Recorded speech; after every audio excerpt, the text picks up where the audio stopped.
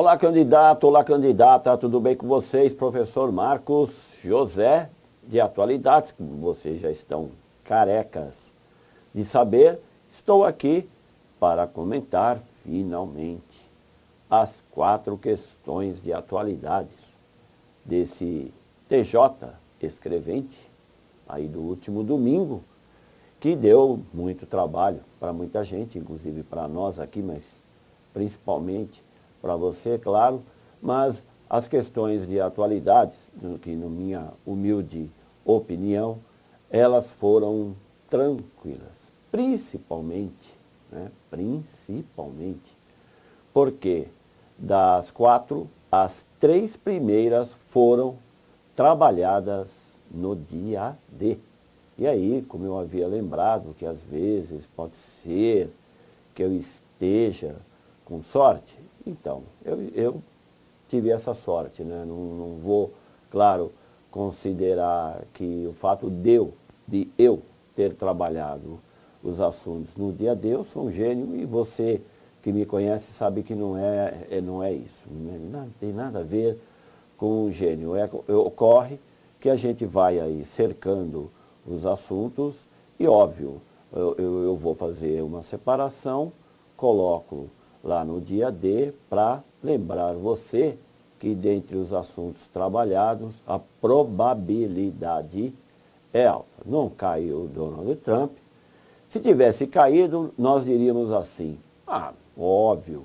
O fato de não ter caído também é uma coisa óbvia, já que o assunto Trump é extremamente utilizado. Não tem um dia que você não abra o jornal e não está o Donald Trump. Olha, Donald Trump e Michel Temer, gente, aqui, pelo menos no Brasil, a gente não sabe quem é que vai ser mais falado dos jornais. Então, dessas 3 primeiras questões que eu vou abordar aqui, dia D.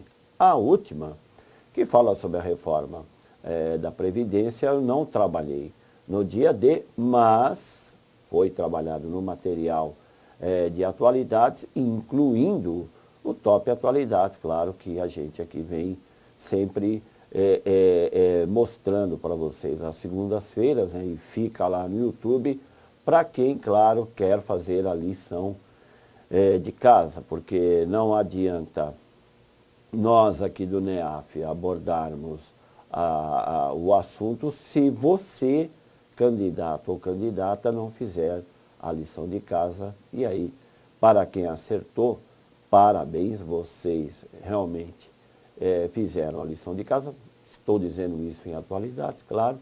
E se não deu agora, se de repente não der agora, vai vir aí o TJ interior para a gente trabalhar também. Mas, vamos lá finalmente, está aí a prova objetiva, escrevente técnico judiciário, 3 de fevereiro, isso aí é outra história, lá o Tribunal de Justiça, o 3 de fevereiro de 1874. Mas vamos, finalmente, à primeira questão, Leia a notícia a seguir. Marine Le Pen e Emmanuel Macron venceram o primeiro turno das eleições francesas neste domingo, 23 de abril, classificando-se para o embate final em 7 de maio. O resultado é histórico. É a primeira vez na história moderna da França em que nenhum candidato dos principais partidos chega ao segundo turno.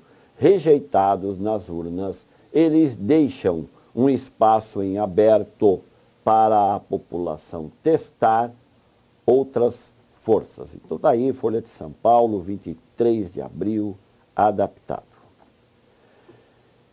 O embate entre Le Pen e Macron marcou a disputa, respectivamente, entre os favoráveis ao acolhimento dos imigrantes de fora da Europa e os que defendem o fechamento das fronteiras. Olha a pegadinha aí. Olha a pegadinha aí. Porque o candidato que não fez a lição de casa, claro, vai pensar assim, Poxa, é verdade, não é? A Le Pen defende o fechamento das fronteiras e o Macron defende ou defendia a abertura. Então, de repente, essa não é? Está me chamando assim, venha, fique comigo. Essa é uma pegadinha. B. Um projeto de centro economicamente liberal e um projeto de esquerda favorável à aplicação dos direitos sociais. Não tem esquerda aqui. Ficou muito claro que a ultradireita e o centro disputariam, como disputaram essa eleição. E pela primeira vez em décadas, não havia um partido de esquerda disputando a presidência na França. Então a B dava para descartar de boa. C. O nacionalismo xenófobo, associado à direita, e a defesa da integração europeia proposta pelo centro. Então, é claro, né? O candidato aí, estudioso, o cara que fez a lição de casa, falou, opa, é essa alternativa. Por quê? Marine Le Pen nunca escondeu a sua xenofobia. Aliás, palavrinha que eu tinha lembrado também, né? Entre as palavras que eu havia dito para vocês, ó, cuidado, né? A pós-verdade, o populismo, a xenofobia vem se expandindo na Europa, que passa aí por um momento de crise econômica e política também. Então, Le Pen era essa voz, enquanto que o senhor Emmanuel Macron, não. O seu projeto era de manter a França na União Europeia. Ele nunca, pelo menos no discurso, demonstrou aversão ao islamismo ou às minorias que hoje habitam na França, não é? Republicana, claro. E aí, óbvio, porque se você pegar aqui a D, projeto economicamente nacionalista pautado na intervenção do Estado, não, isso não tem. Nem a Le Pen defendia isso, né? E uma agenda reformista social-democrata. E aí, os conservadores que defendem o aprofundamento da globalização, não, se eles forem conservadores, pelo menos na visão atual, eles não defenderiam um projeto de globalização. Ao contrário, não é? Então, que é o que o senhor Donald Trump vem fazendo e é o que o Brexit demonstrou com a saída do Reino Unido da União Europeia. Então, essa primeira questão de atualidades, óbvio, a letra C, né? E se você acertou, parabéns para você, né? Que fez aí a sua lição de casa direitinho e achou provavelmente essa questão muito fácil. E vamos para a 66. A crise atual entre os Estados Unidos e a Coreia do Norte se intensificou em 8 de abril, quando, após um teste de míssil frustrado pela Coreia do Norte, Trump disse ter enviado uma armada muito poderosa para a Península Coreana, uma referência ao porta-aviões USS Carl Vinson e a um grupo tático. Está aí o G1, 23 de abril. Entre as reações da Coreia do Norte a essa ação norte-americana, é correto identificar a. O seu desligamento da ONU, a expulsão dos diplomatas dos países ocidentais e a aliança com outros países comunistas. Não tem nem por que pensar numa alternativa como essa, principalmente essa história de aliança com outros países comunistas. Quais outros países comunistas? Uma aliança entre Coreia do Norte e Cuba?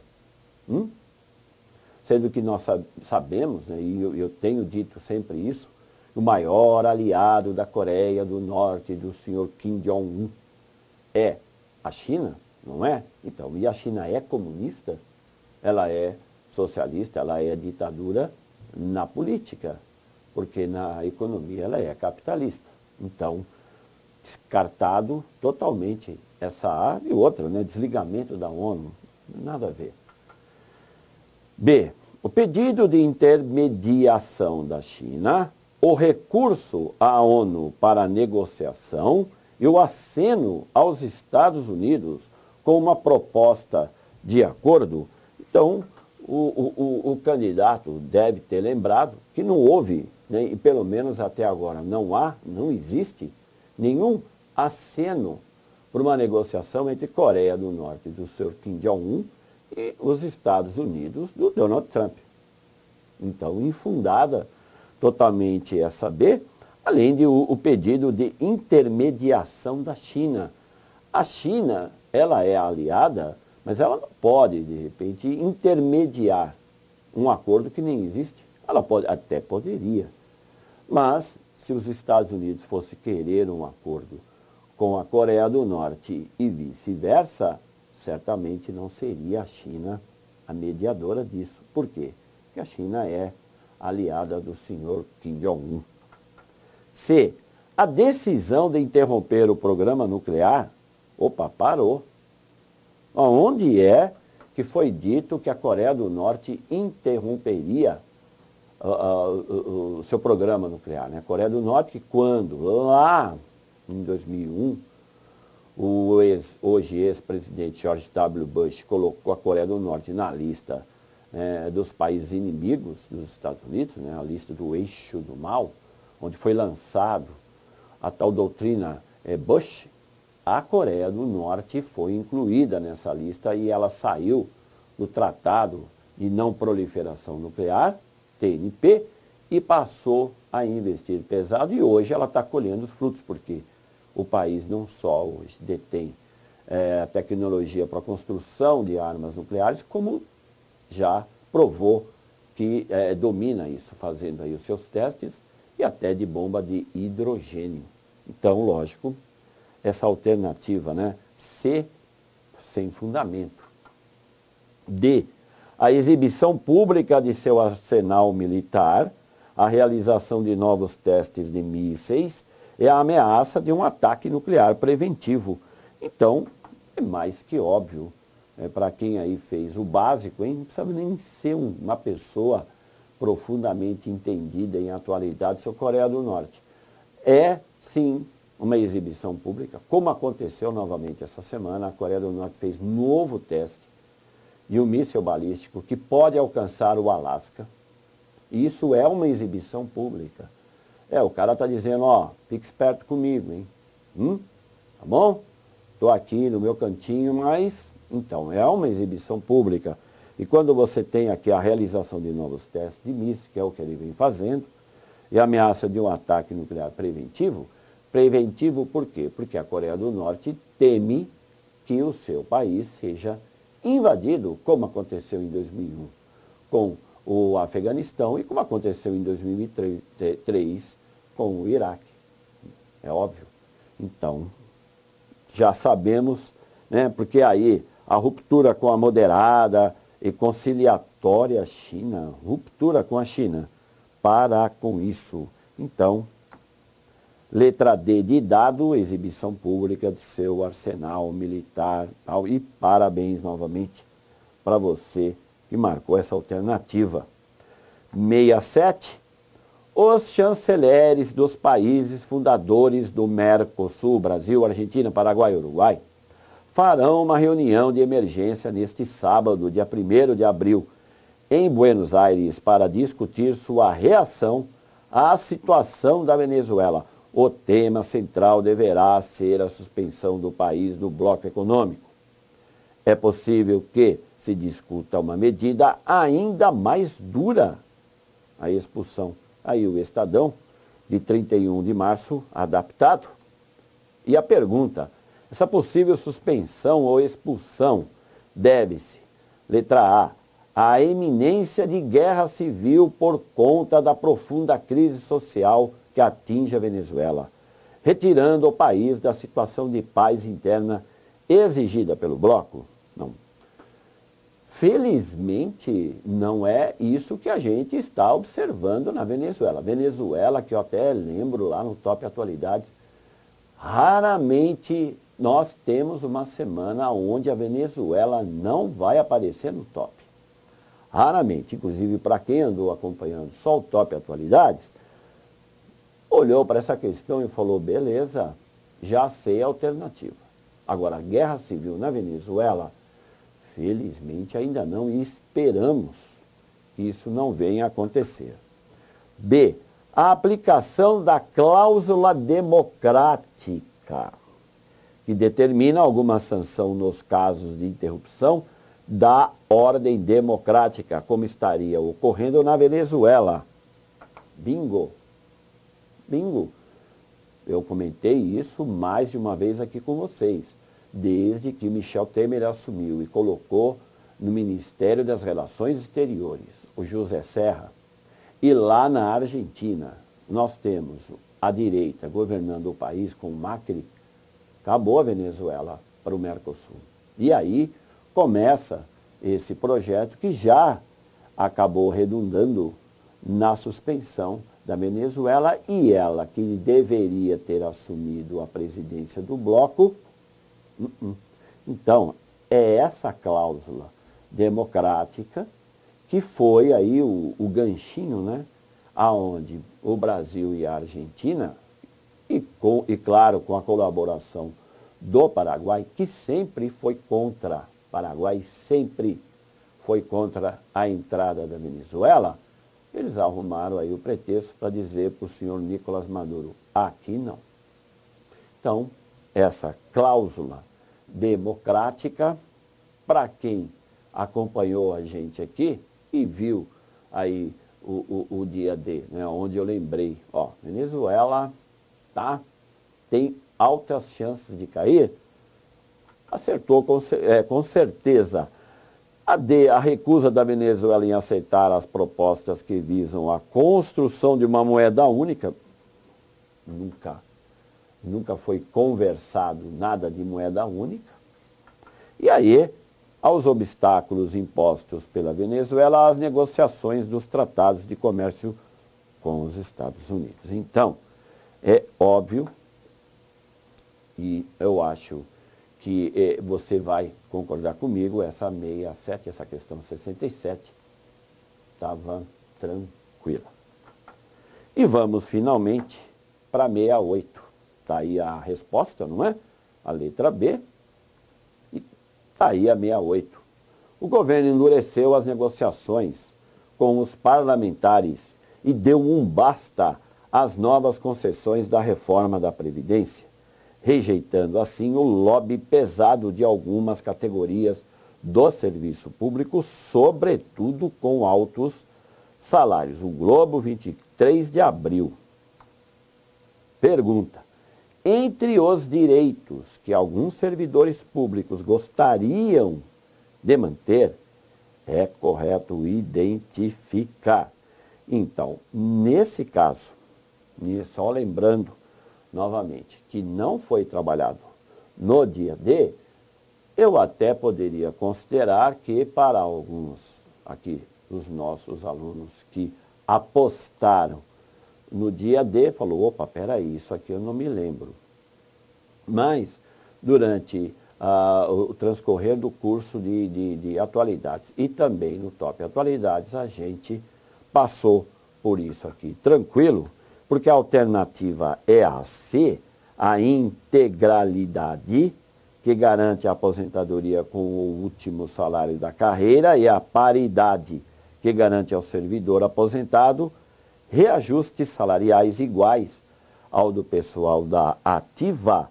Então, essa aí é a alternativa, e claro, lembrando que não era bem isso que o governo queria, mas ele teve que abrir mão.